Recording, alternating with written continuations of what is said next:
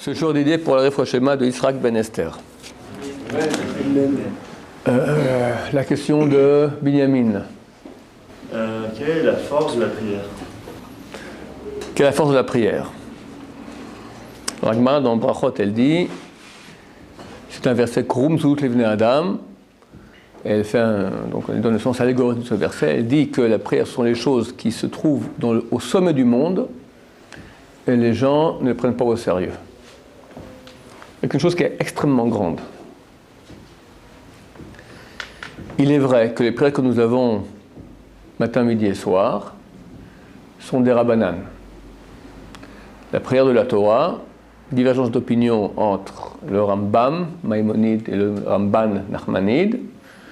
Maïmonide dit il faut prier tous les jours. La mitzvah de la Torah, d'accord, c'est 3 choses. Ce que nous faisons la prière d'ailleurs tous les jours dans la Hamida, dans le matin, midi et soir. Il y a 19 brachot. Les 3 premières sont des louanges. On loue Dieu, on vante sa grandeur. Après 13 brachot, on demande.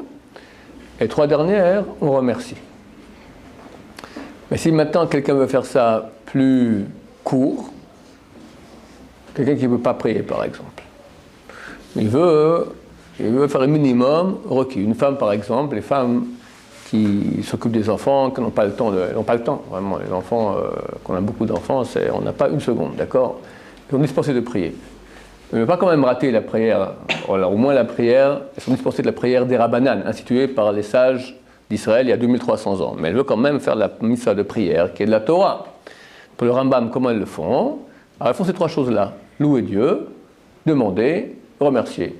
Dieu, t'es génial, aide-moi, merci. Si elle a fait ça, elle a fait la mitzvah tassée de Horaïta de prière.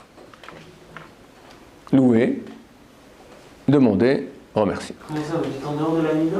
Oui, l'Amida, c'est une façon de prier qui est instituée par les sages d'Israël, les prophètes. C'est quelque chose extrêmement grand, la prière. Mais ça reste quand même une loi des Rabbanan. Maintenant, il y a une loi de la Torah de prier. C'est quoi? Alors, nous, on la réalise en priant ainsi. On peut se la réaliser autrement. Quelqu'un qui ne peut pas prier ainsi, quelqu'un qui veut prier plus, d'accord? Il fait ça, ces 3 choses-là. D'après le Rambam. En français.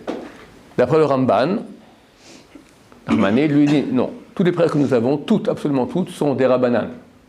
Les seules fois où on a une mitzvah de la Torah de prier, c'est quand ça ne va pas, quand on souffre. Là, il y a une mitzvah d'appeler Hachem. Et peu importe dans l'ordre que tu fais, remerciement, louange, supplication, d'accord, du moment que ça va mal, il y a une mitzvah d'appeler Hachem. C'est lequel qui dit ça? Narmanide. Pardon? Il ne faut pas l'appeler quand ça va bien. Il faut l'appeler quand ça va bien, il faut l'appeler quand ça va mal. Hachem, il est bon. C'est pas une mitzvah, Hein? C'est pas une mitzvah de l'appeler quand ça va bien. Si aussi, c'est une mitzvah, c'est clair, mais pas de Horaïta. Ah. De Horaïta quand ça va mal. La elle est comme qui, alors? Elle n'est pas tranchée comme qui, c'est 2 avis de deux géants, donc Je ne sais pas, nous, on est comme qui. plus le Rambam, plus comme Maïmonide. Quand ça va bien, c'est bien de prier. Ouais. De toute façon, c'est bien de prier. Alors maintenant, je suis en parenthèse un peu au niveau technique. La prière en soi, pourquoi c'est tellement grand? D'abord, une question qui est très souvent posée. Pourquoi Dieu a-t-il besoin qu'on prie? Il voit bien quels sont mes besoins. Si Dieu a créé une chose pareille, et si on voit que c'est une mitzvah de la Torah ou des Rabbanan, et que la Gemara dit que c'est des choses qui sont au sommet du monde, c'est vrai que c'est beaucoup plus que simplement Dieu voit mes besoins, et quand j'appelle, il répond. Et quand j'appelle pas, il répond pas, et pourquoi pas s'il voit?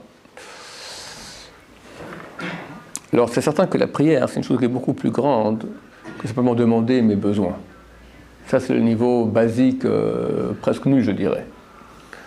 Preuve en est que dans la Hamida, qui est donc l'expression de la prière écrite par les prophètes, il n'y a pas de demande personnelle.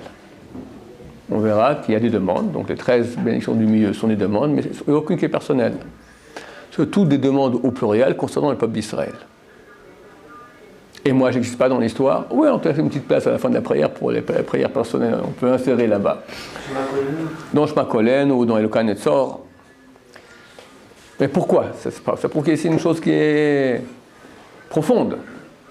La prière, j'ai des besoins, comme on pose la question, si j'ai des besoins, pourquoi Dieu a besoin que je prie? Donc ça signifie que c'est pas du tout, le but n'est pas que Dieu entende mes besoins afin de me répondre, c'est beaucoup plus haut. En fait, la prière en araméen s'appelle Rahim. Rahim, c'est la même racine que Rahamim. C'est miséricorde, signifie aussi aimer. Aimer, c'est une histoire d'amour.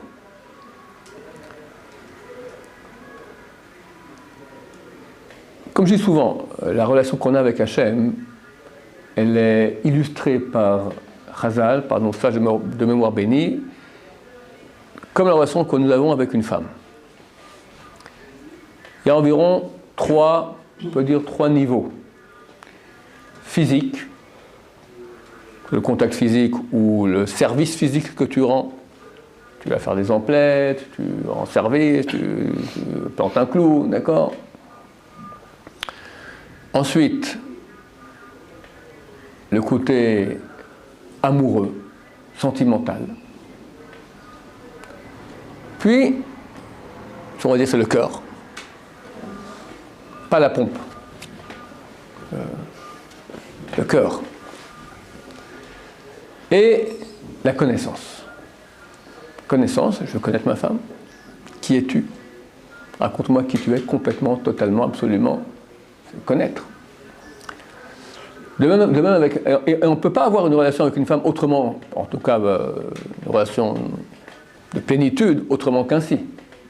Celui qui ferait une des trois choses, ou deux des trois, platonique, sans contact physique du tout, qu'il lui dit qu'il aime et il la connaît. Ça ne marchera pas. Physique, avec amour, mais sans la connaître non plus. Ça ne marche pas. La connaître, physique, mais jamais tu lui dis que tu l'aimes. Il n'y a pas de sentiment. Ça ne va pas non plus. Il faut les trois, c'est clair. Mais sinon, quoi Physique, le à quoi je vais dire tout de suite. Physique, contact physique, sentimental, relation sentimentale, le cœur, sentimental, et rationnel, connaissance. Mais si on croit la connaître, en fait, c'est pas du tout elle. Enfin, c'est elle. Ce qu'elle paraît être, c'est pas du tout ça, en fait. Elle se donne une image. Alors, il y a une relation qui est biaisée. Et ça vaut la peine de on ne sait pas, nous, on est bien, nous on l'aime, on croit physiquement, on croit qu'on la connaît, tout ça, on a une relation platonique. Pourquoi platonique? Non, pas platonique. Nous on pense. Non, platonique signifie sans contact physique. Avec ta femme, tu auras des contacts physiques vers ta chaîne. Alors avec un contact physique, et il y a beaucoup de mots d'amour, et elle te vend, elle te dit qui elle est, puis en fait c'est tout faux, d'accord, tout ce que... C'est clair que la relation, elle n'est pas comme il faut. Ouais, tu peux croire qu'elle est comme il faut, mais elle n'est pas comme il faut. Elle a un sens unique en tout cas. Elle a un sens unique. Parce que les mythomanes te racontent n'importe quoi. Grâce à notre ligne avant, parce que pour les deux derniers, peut-être le premier, mais par exemple, quand vous avez... Attends, tu parles de la correspondance avec Hachem? Que vous avez donné, je crois. Je n'ai pas encore dit qu'elle est la correspondance, je vais la dire maintenant. Correspondance est le côté physique, les mitzvot, l'acte physique que tu fais. D'accord? C'est donc, on dit même, tu rends service à Hachem, c'est pas que tu rends service, en tout cas, tu as une relation qui passe par un acte physique. La connaissance d'Hachem, c'est connaître sa pensée. Lui-même, en tant que lui-même, il ne faut pas le connaître, en tout cas très peu, mais lui et sa pensée font un. Donc quand je connais sa pensée, comme connaître ma femme aussi, c'est quoi connaître ma femme? Je ne peux pas savoir qui elle est. Qui elle est? Alors rien encore, bon, je vois le corps. Son estomac, je ne peux pas le voir, je ne peux pas ouvrir le ventre pour voir quel est son estomac. À connaître elle, c'est connaître son âme. Son âme, elle est invisible. Alors comment je peux savoir qui elle est? Elle va s'exprimer, elle va dire ce qu'elle pense, ce qu'elle veut. C'est ça, elle. Maintenant, je veux connaître Hachem, le connaître lui-même, faire une opération, tac, j'ouvre maintenant le ciel et je regarde coucou comment il est, je ne peux pas, on ne peut pas. L'homme ne peut pas me voir et survivre, dit Dieu à Moshe. On ne peut pas le voir. Mais on peut le connaître. Comment? Comme connaître ma femme. Je ne peux pas non plus savoir qui elle est, voir son âme, c'est impossible. On n'a pas les outils pour voir les âmes. Je peux la connaître en connaissant sa pensée, sa volonté. Ou je peux apprendre maintenant la pensée et la volonté de Dieu, c'est la Torah. La pensée et la volonté de Dieu sont exprimées dans la Torah. Quand j'apprends la Torah, quoi que ce soit en Torah, le Chumash, la Halacha, le Midrash, la Kabbalah, et surtout la Gemara, avec les poskim et les commentateurs, ça c'est connaître Hachem. C'est vrai que c'est si grand, parce que c'est le niveau le plus haut qu'il y a. Dans la Torah, hein, que quand on parle d'union physique entre un homme et une femme, on utilise le mot Yedi'a. Yedi'a signifie connaissance. Vadam Yada et Chava, et Adam il a su Chava, et hop, elle est tombée enceinte. C'est quoi il a su? Elle dit coucou? Non, il y a une relation. Donc la relation même physique s'appelle Yedi'a. Parce que c'est ça le top de la relation physique, c'est que l'expression d'une union plus haute. Elle est où cette union? Dans la connaissance. Comme en français d'ailleurs, le mot étymologique, con ça vient du latin avec, cum, d'accord, avec, naissance, naître avec. Toujours association, d'accord, colocation, cohabitation, d'accord, co signifie ensemble. Naître ensemble. Naissance qui va ensemble, c'est-à-dire on va faire un. Comment? Connaissance, je vais connaître qui tu es. C'est là où il y a l'union la plus grande, je sais qui elle est. C'est-à-dire que la connaissance de la femme, elle se fait surtout avec le rapport intime avec les hommes? Non, pas du tout. Non. Non, le rapport intime, il est que l'expression d'une union plus grande, qui est laquelle? La connaissance. Comment j'ai la connaissance de ma femme? Dis-moi qui tu es, elle me raconte. Je pense ça, je veux ça, je suis ça, je viens de là, j'ai fait ça, j'aimerais faire ça, voici ce que je suis, ce que je pense surtout. C'est ça, connaître sa femme. Vice versa. C'est la connaissance. Maintenant, je veux aussi avec Hachem la même chose. Dis-moi tout ce que tu penses, tout ce que tu veux. Elle dit, Hachem, il a fait ce cadeau-là, les 3500, voici. C'est toute ma... Ça, tu me connais. Fantastique, pour connaître Hachem. Donc c'est extrêmement grand l'étude de Torah. Mais si on a les deux, donc le premier et le dernier, ça veut dire le côté physique, l'application des mitzvot, la connaissance d'Hachem, qu'est-ce qu'il veut? Mais il n'y a pas le cœur. Il manque une partie essentielle du couple. Il est écrit Rahmana liba bae. Dieu veut le cœur. Il veut une histoire d'amour. L'histoire d'amour. Rabbi Akiva a dit si tous les livres sont saints, le Shir HaShirim, le Cantique des Cantiques, c'est le saint des saints. Histoire d'amour. Saint des saints. Maintenant, l'amour de Dieu. Alors, il y a l'amour où tu es sur ta chaise comme ça, puis tu penses à Dieu et tu l'aimes, pour tous les bienfaits qu'il te fait, tu te rends compte tout le bien qu'il nous fait, c'est extraordinaire. Mais l'expression de l'amour. Quelqu'un peut être amoureux sur sa chaise comme ça et pas exprimé, mais il est amoureux. Il pense à sa femme, il est amoureux. Maintenant, il la voit, il lui fait Roméo et Juliette, d'accord? Il lui fait un trémolo, il lui raconte combien il aime. C'est très beau.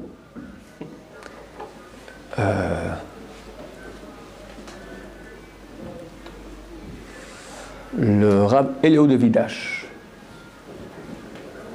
qui est un grand sage qui vivait à Tzfat il y a environ 5 siècles, qui écrit peut-être un des plus gros livres de Moussar, très kabbalistique, beaucoup de citations du Zohar, s'appelle le Reshit Chochma. Très haut niveau, il met la barre super haut. Zohar, très Kabbalah, très. Là-bas, il écrit quelqu'un qui n'est pas amoureux de sa femme, il n'est pas mieux qu'un âne. C'est quoi être amoureux? C'est-à-dire quoi? Quelqu'un qui n'arrive pas à comprendre c'est quoi être amoureux de sa femme, alors il n'est pas mieux qu'un âne. Et comment un homme pareil peut être amoureux d'Hachem? D'accord? Si Chazal vont illustrer l'amour d'Hachem par l'amour à la femme. Donc, quand je veux illustrer, j'ai un truc qui est inconnu, je vais expliquer comment on arrive à cette chose-là inconnue par une chose connue. Donc je dis le truc connu, il me dit comment on fait.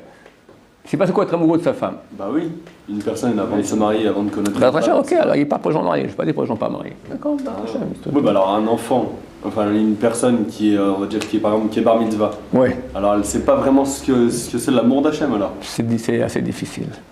Pas peut-être l'amour des parents, mais c'est certain que c'est pas aussi. Ouais, c'est pas passionné. L'amour des parents passionné, c'est normal, c'est pas normal le type. Mais Ouais. passionné par maman, par mon père, je suis passionné, je pense toute la journée. Non, c'est pas ça. Le Rambam dit comment est l'amour de ceux qui aiment Hachem, comme un homme qui aime une femme. Et il pense à elle sans cesse. Quand il va dormir, quand il se lève, quand il mange, quand il boit, quand il travaille, sans cesse. Il est, tu sais, le type, il n'est pas là. Il pense à elle toute la journée. Plus que cela sera l'amour de ceux qui aiment Hachem. Plus que cela. Donc c'est illustré par l'amour de l'homme et la femme. C'est plus facile quand on n'est pas marié alors. Quand on se marie, on a deux amours. Comment on fait? On peut faire les deux. Je crois que même, comme on vient de dire, c'est nécessaire de passer par l'amour passionné de la femme pour arriver à l'amour passionné d'Hachem. J'imagine que ça va ensemble. Après, il y a eu des cas où les gens ont perdu tous les gens qui leur étaient proches. Ils ont dit, maintenant, j'ai que l'amour d'Hachem qui me reste. Et je pourrais m'investir essentiellement là-dedans. Donc l'amour avec sa femme passe bien sûr par l'acte physique, passe bien sûr par la connaissance, mais si il n'y aura que ça, il n'y a pas l'amour, il manque quelque chose. Alors c'est quoi l'amour? Donc il y a l'amour à l'état où tu es amoureux, mais c'est certainement qu'il faut l'exprimer. Et c'est ça qu'on veut, on veut une relation. Une femme ou un homme, chacun des deux conjoints sont très heureux quand ils entendent de la part de leur conjoint à quel point ils sont chers à ses yeux. C'est important. Entre parenthèses, dans beaucoup de couples, ça devient absent. Au début, avant le mariage, il y a, un peu ou pas trop, mais il y a. Après le mariage, 2-3 mois, il y a, puis après, c'est plus rien. Pourquoi? Parce que chacun sait très bien que l'autre l'aime. Mais c'est pas comme ça que ça fonctionne. De même qu'Hachem va demander de prier, il ne veut pas que simplement tu l'aimes dans ton corps, il veut que tu exprimes cela. L'expression de l'amour est super importante. Dans le couple, très importante. Et avec Hachem aussi. Parce que je peux penser que j'aime Hachem, mais tant qu'il n'y a pas une expression, ça manque. Et c'est ça le moment. Ce sont des moments privilégiés dans la vie où on peut prier. Et la Hamida, c'est le Shmona Esrei, près de 18 prières, 18 bénédictions, qui est aujourd'hui de 19, qui a été instituée par les prophètes. C'est-à-dire les prophètes, c'est des gens qui voyaient Hachem, parlaient avec Hachem. Cette prière, là, c'est une échelle extraordinaire qui nous permet très rapidement d'être en relation très profonde avec Hachem. C'est un levier extraordinaire, une échelle fantastique.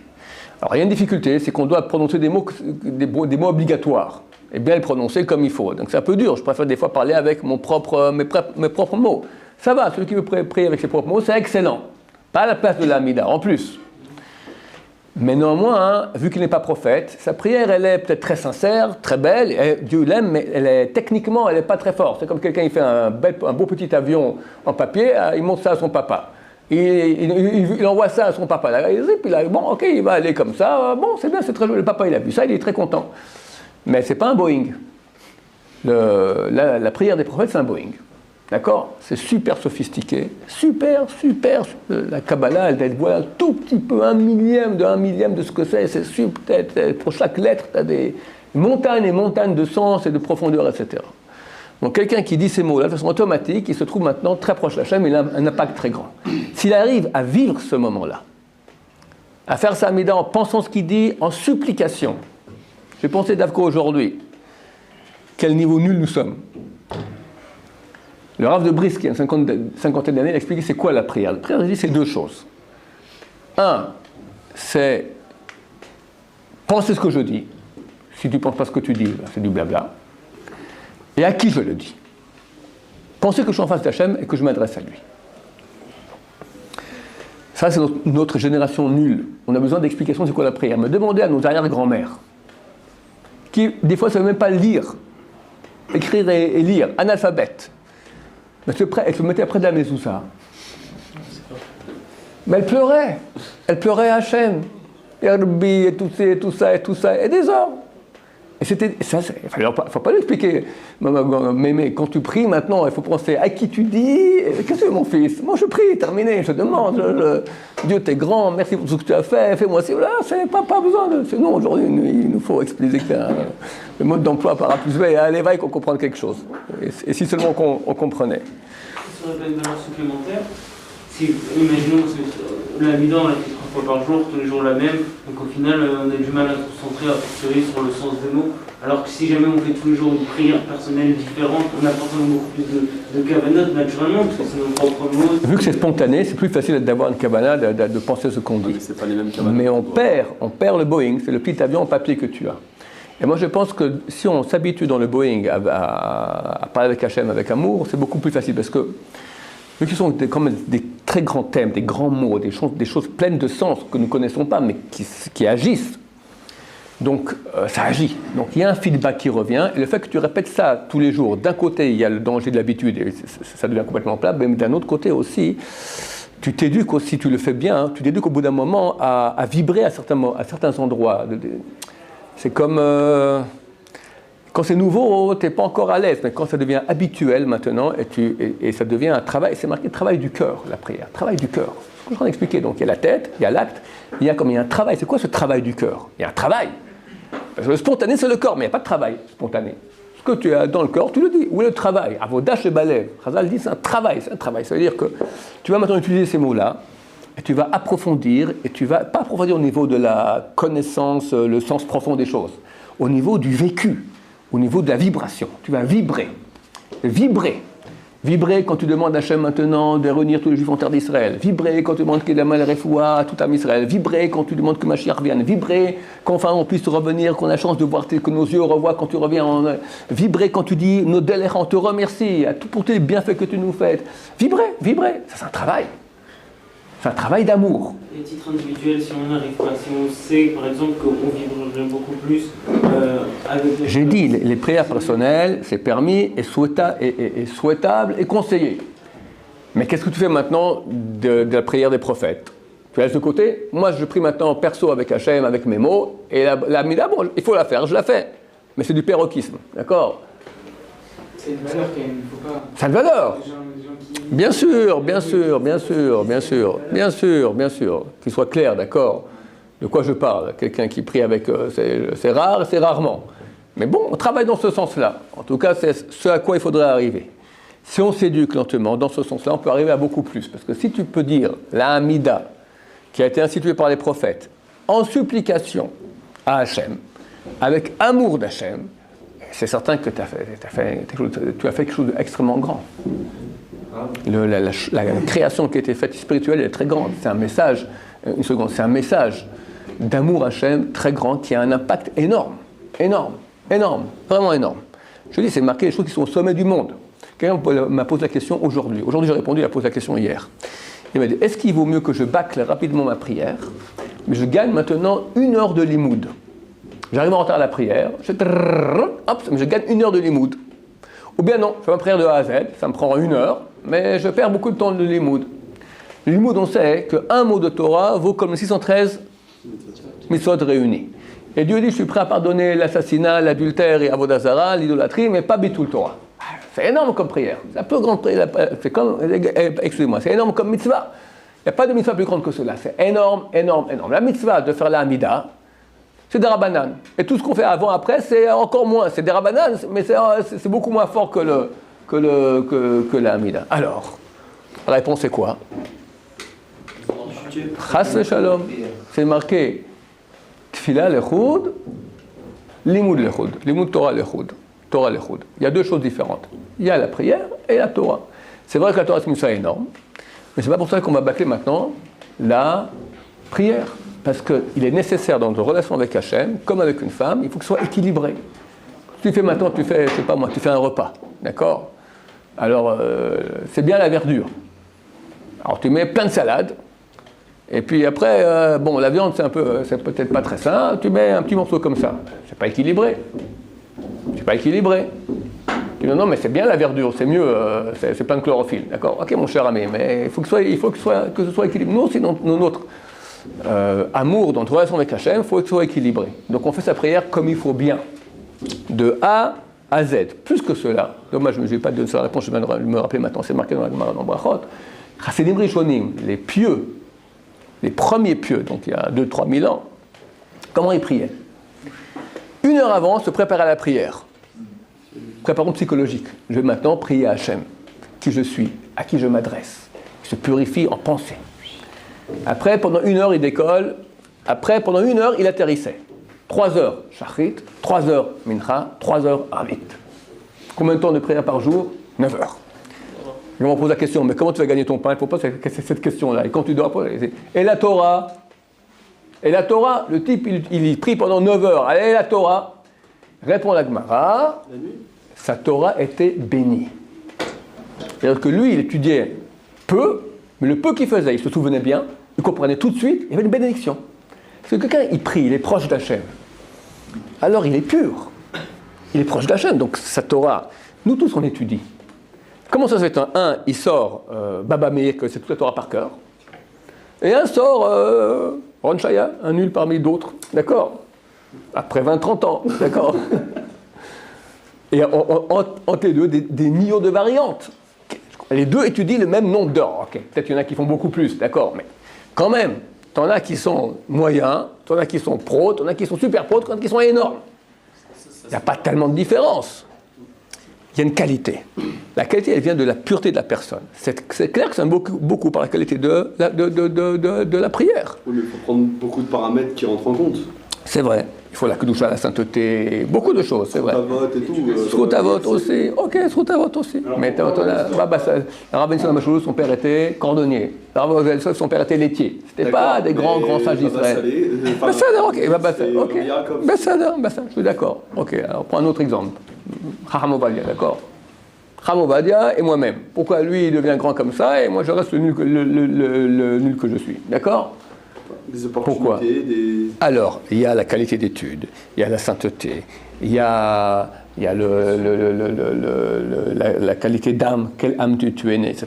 Mais tu as aussi la prière. La qualité d'âme, c'est pas de sa faute à la personne. D'accord, je suis d'accord. Je mets la faute sur personne, d'accord. Mais je dis maintenant, c'est certain que dans les composantes, la prière aussi, elle a sa place. Et pour on a Kamara dit que leur étude était bénie. Ça veut dire qu'après tout, il arrivait donc au même niveau que les autres qui étudiaient pendant ces 9 heures. Alors, je ne dis pas qu'il faut faire ça aujourd'hui, parce que nous, on n'est pas au niveau de ces gens-là. Je ne vais pas m'attendre demain des gens qui se mettent à prier 1 heure avant. Arriver à se préparer à la prière pendant 1 heure, ce n'est pas qu'ils priaient, ils se préparaient. Je défie quelqu'un de se préparer 30 secondes à la prière. Pendant 30 secondes, être concentré sur ta prière que tu vas faire maintenant. Presque impossible. Et pourquoi on n'instaure pas alors une manière d'apprendre? On a instauré Ashrei. Ashrei Shvotecha, c'est la préparation à la prière. Oui, alors, où es-tu et où... Notre génération, on est face à Ashrei, on le bouffe comme... Ouais, comme n'importe quoi, voilà. Voilà, donc c'est 3 lignes, et hop, basta, et hop, t'es la vida, voilà. On est parti. C'est vrai. Pourquoi dans les yeshivot, en plus, nous, qui sommes Balei Tshuva, d'apprendre à prendre 5 minutes pour faire le vide et réussir à... Je ne sais pas comment, pour apprendre, il faut savoir. Je ne sais pas comment on se prépare 5 minutes pour la prière. Je peux dire en 30 secondes. Et je ne pense pas qu'on puisse faire plus que 30 secondes, à notre niveau, à nous. Pensez à Hachem, qui il est, sa grandeur, notre petitesse, combien nous dépendons de lui, combien il est bon envers nous, toutes les bontés qu'il nous fait, tous les bienfaits, et aller dans le détail. L'autre jour, on a parlé un peu de cela, à quel point Dieu nous aime, d'accord? Chaque détail physique de notre corps. Combien de sagesse il y a dedans. Tous les bienfaits que Dieu m'a fait dans ma vie. Comment il m'a fait que Baruch Hashem, je peux maintenant m'adresser à lui. Quel cadeau! M'adresser à Hachem, je prononce son nom. Qui peut faire une chose pareille? Le but des Ktoret, par exemple, pour arriver au principal de la... Il y a aussi toutes les préparations, Psuke des Zimra, Ktoret, ça enlève les forces du mal, Psuke des Zimra aussi, Psuke des Zimra, Psuke des Zimra, Psuke les versets de Zimra. Zimra c'est quoi? Ça a 2 termes. Chanter, Zimra c'est aussi couper, élaguer. On coupe toutes les mauvaises forces qui veulent s'attacher à notre prière. Et tous les kaddish qu'on fait, toutes ces choses-là, c'est pour éviter, effectivement, c'est toutes les combines des prophètes, que les prophètes ont mis sur pied, afin que la prière puisse monter. Mais après, il faut aussi prier. Tu mets en marche tout l'aéroport, tout ça, les moteurs, l'essence, tout ça, puis toi, tu n'es pas dans l'avion. L'avion part, mais toi, tu as raté l'avion, ok. Alors, tu dis toute la prière, tu es monté là-haut, tu es redescendu, ça fait tout ce qu'il fallait. Mais toi, tu n'étais pas là-bas. Ça ne marche pas. Sans minyan, la prière, elle a peu de valeur, en quelque sorte, n'est pas la shrina, la prière, elle monte pas. Sans minyan, la prière, elle monte plus difficilement parce qu'on va vérifier la qualité de la personne et la qualité de la prière. Mais des fois, si quelqu'un peut prier mieux tout seul, de façon exceptionnelle, pas habituelle, exceptionnelle, on permet. Ça arrive des fois, des gens qui, à un moment, ils sentent qu'il va prier tout seul maintenant, il pourra prier beaucoup plus. C'est permis de façon exceptionnelle. Parce que l'essentiel, c'est prier. L'essence, comme vous avez dit quelque part, c'est le Limud Torah et l'avion qui décolle, c'est la tefila. Vous avez dit à ce monsieur, vous avez répondu à ce monsieur, non, on fait bien ta tefila et après tu dis, mais le Limud amène à mieux faire à faire une bonne tefila. Ouais, le Rav Shach avait... La tefila, c'est vide. Ouais, je n'ai pas dit qu'il va prier, pas de Limud. Le Rav Shach, il a dit, toute ma vie, j'ai grandi parmi les sages d'Israël. Et je peux vous dire, le limoud, l'étude de Torah et la prière sont liés. Quelqu'un qui étudie bien, il va bien prier. Quelqu'un qui prie bien, il va bien étudier. Et quand tu es en baisse de l'un des autres, ça veut dire que tout l'autre aussi, il va baisser. C'est lié. On ne peut pas être que quelqu'un qui étudie beaucoup et ne prie pas, ou quelqu'un qui prie beaucoup et n'étudie pas. Ça ne marche pas. C'est pas... Comment la relation avec la femme? Tu ne peux pas maintenant être quelqu'un très fort dans un des 3 points que j'ai cités, les autres, ça ne va pas. Les autres sont manquants. C'est une relation bancale. Elle doit être une relation qui soit vraiment bien construite, de plénitude, que la femme soit heureuse, d'accord, et vice-versa. Je parle de conjoint, il faut qu'il y ait ces 3 points. Donc le bon juif doit faire des mitzvot comme il faut, pas faire de péché. Il doit prier Hachem comme il faut, en étant amoureux d'Hachem, et travailler là-dessus. Et c'est super important. Et c'est une chose qu'on a tendance à oublier, parce qu'aujourd'hui on est dans une civilisation technique. Technique dans les mitzvot. Alors maintenant il a écrit dans son livre, il y a beaucoup de gens qui font le Shulchan Aruch comme il faut. Tout ce qui est écrit, ils font. Mais il leur manque l'essentiel, qui est la crainte de celui qui a ordonné le Shulchan Aruch. Il faut la relation avec Hachem aussi. Donc il faut une technicité bien, faire tout ce qu'on doit faire comme on doit faire bien. Mais il faut de l'amour. L'amour, de la crainte. La crainte, ça fonctionne avec l'amour. C'est parce qu'on ne peut pas être que amoureux de Dieu. Il est énorme. Donc forcément, quand on pense à Hachem, on voit sa grandeur, on doit être pris de crainte, en tout cas de très grand respect. Et la connaissance d'Hachem, ça marche ensemble.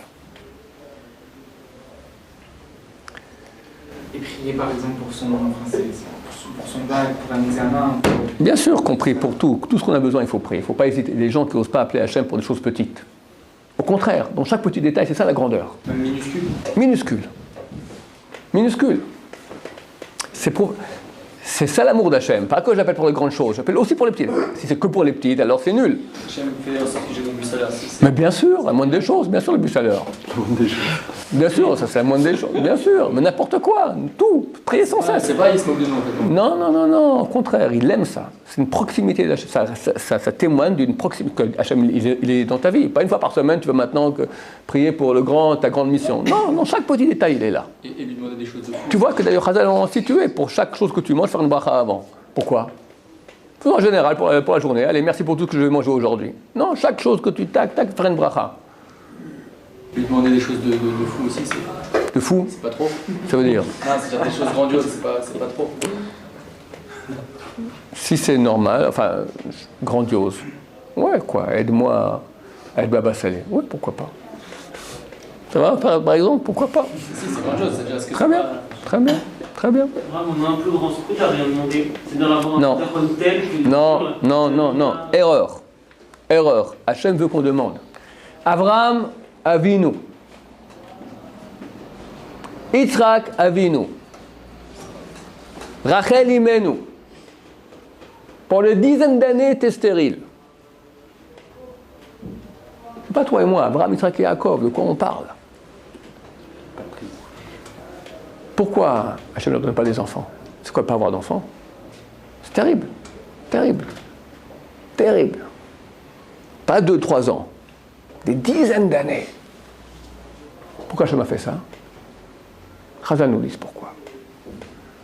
Hachem leur a dit, j'aime votre prière. C'est beau. Continuez.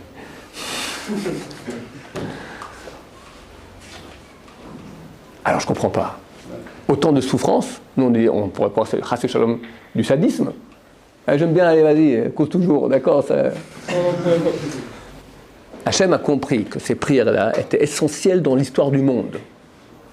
Et que la souffrance de ces personnes-là pour pas avoir d'enfants, elle valait beaucoup moins que la valeur de ces prières-là. Ça valait la peine qu'elles souffrent toute cette souffrance-là qui est énorme pour ces prières-là.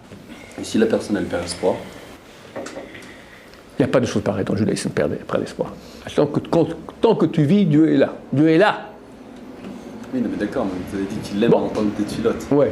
Mais si la personne, elle avait pas Ok, il y a des gens comme ça, on Hachem, qui, pendant des dizaines d'années. Hachem, c'est ce qu'il fait. Si Hachem, si Hachem il a dit non, elle a dit non. Et Hachem, on ne va pas lui dire qu'est-ce qu'il faut faire. Hachem, c'est ce qui est juste et ce qui est faux. D'accord? En tout cas, comme dit le Ramban, pourquoi Dieu a créé le monde? Pour qu'on le loue. La raison de création du monde, c'est qu'on le loue. Il a besoin qu'on le loue? Non, il m'a permis de le louer. C'est Non. Mais si Hachem il veut pas que j'ai cette chose-là que moi je demande, est-ce que cette Tu l'auras pas. elle va aller ailleurs?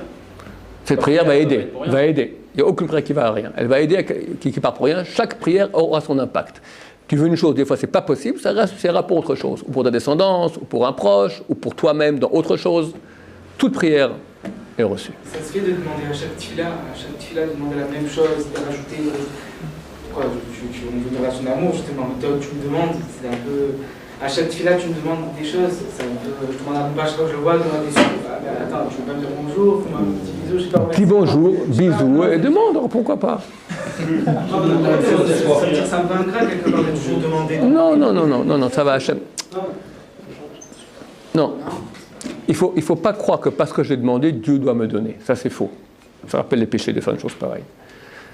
Mais que tu demandes comme un enfant qui demande à son père, j'ai personne, c'est toi, de toi tout vient. Je te demande, c'est à toi que ça appartient. Je te demande Hachem, fais-moi, gratuitement. Pas par mes mérites, je n'ai pas de mérite, gratuitement, pas parce que tu es un Dieu miséricordieux. Tu le vends, tu le grandis. Alors lui, il a besoin de ça, il n'a pas besoin de ça. Mais quand toi, tu te rends compte de la grandeur d'Hachem, alors tu te branches avec lui. C'est ça le grand cadeau, que Dieu nous permet d'être amoureux de lui, d'être en relation avec lui. C'est ça le grand cadeau. C'est bien de dire, par le srout de la Pas de srout, on ne demande jamais par le mérite d'eux. Non, gratuitement. Dieu il a suffisamment de grands trésors gratuits pour ne pas demander par nos mérites à nous. C'est pas bien de demander. Pourquoi une prière sur 3, on va la faire vierge, sans rien rajouter? Si on insère dans la prière, à part dans les endroits comme ça, dans Eloka Netzor, on peut demander tout ce qu'on veut, tant qu'on veut, comme on veut. Quand on intercale des passages dans la prière elle-même, sur Israël, c'est bien que ce ne soit pas toutes les prières la même chose, pour pas que il semble que comme si ça devienne partie intégrante de la prière. Alors bien sûr, la Bachon est écrit comme ça. Donc c'est bien qu'une sur trois, deux prières on dit, troisième on ne dit pas. Si on n'insère jamais rien. Pardon? Si on n'insère jamais rien. Jamais rien, alors ça va, il n'y a pas de problème. Tu peux insérer. Tu peux insérer tant que tu veux, mais quand tu insères la même chose toujours, il faut qu'une sur deux, enfin une sur trois, tu n'insères pas. Ça, c'est quand tu insères à l'intérieur. Mais si c'est à l'extérieur, aucun problème de rajouter tout ce que. À l'extérieur, c'est-à-dire de payer le canessor. Il est très tard, dernière question. Si dans les trois prières, c'est toujours autre chose. On peut toujours dire. Ouais, ça va. On peut insérer des choses avant les localisateurs. Oui, par exemple, dans Refoua Shlema pour les proches, on peut prier pour la Refoua. Dans Sratchouva, on peut prier pour la Tchouva des gens. Kabbasin Tramo Israël pour le Tikkun Israël Batala. Il y a des, à peu près ce endroit où on peut rajouter une chose. Baruch Adonai, l'Oman Ba'amen.